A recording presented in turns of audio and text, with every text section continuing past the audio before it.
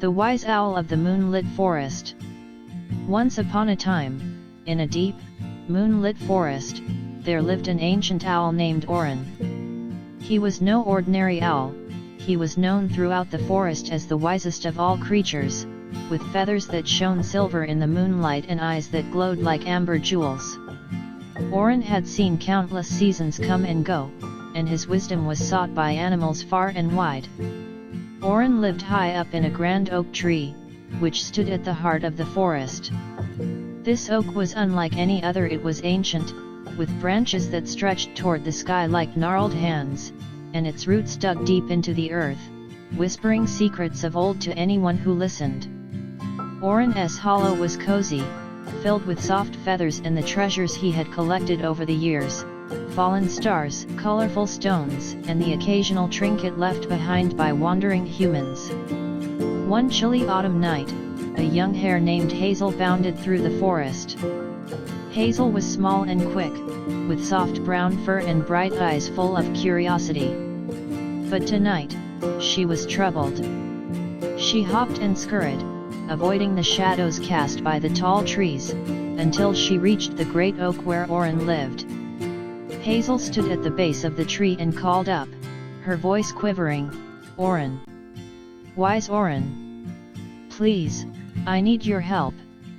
With a gentle rustle of feathers, Orin glided down from his perch, landing silently on the forest floor. He looked at Hazel with a kind but knowing gaze, his head tilting slightly to one side. "What troubles you, young one?" he asked in a deep, soothing voice. Hazel took a deep breath, trying to steady herself. "The harvest moon is almost here, and the great gathering is upon us," she explained.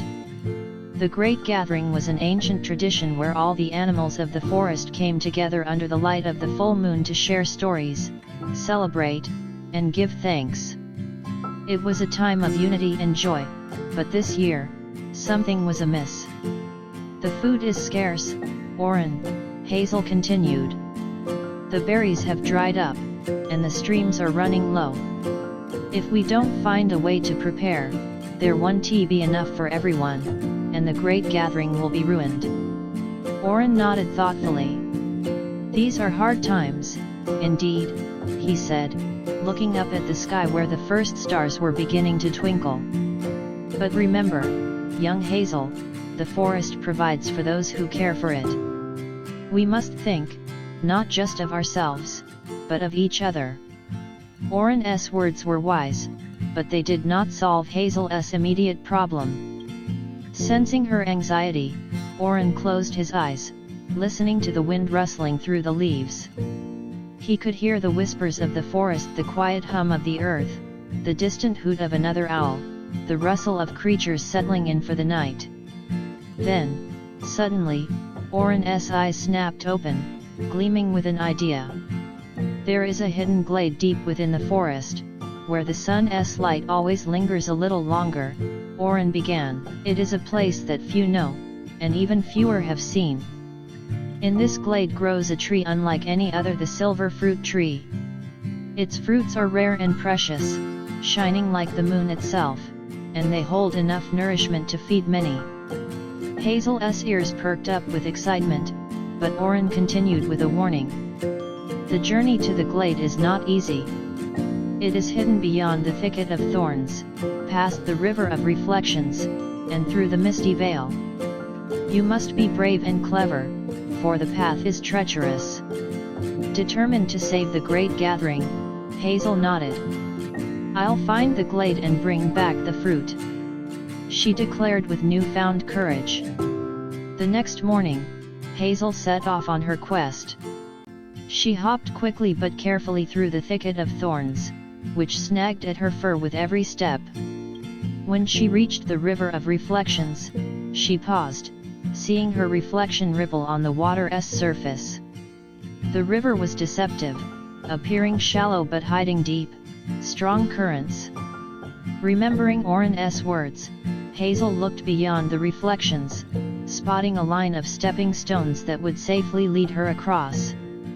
Finally, Hazel reached the misty veil, a thick fog that clung to the air and made it impossible to see. Hazel closed her eyes and listened, just as Orin had done. She followed the faint sound of a trickling stream, guiding her through the mist until she emerged into the hidden glade. In the center of the glade stood the silver fruit tree, its branches heavy with shimmering fruit. Hazel marveled at the sight, knowing she had found something truly special. She quickly gathered as much fruit as she could carry and hurried back through the forest, retracing her steps with care. When Hazel returned to the forest clearing, the animals were already gathering, their faces full of worry. But as she laid the silver fruits before them, their eyes lit up with joy and relief. The fruits were shared among all, and there was more than enough to go around. That night, under the bright light of the harvest moon, the animals celebrated the great gathering. They sang songs, told stories, and gave thanks for the food they had been blessed with. Orin watched from his perch high above, proud of Hazel and grateful that the forest's secrets had once again saved the day. As the night went on, Hazel looked up at Orin and smiled. She knew that without his wisdom and guidance, she would never have found the hidden glade. And Orin, in turn, knew that the bravery of one small hare had made all the difference.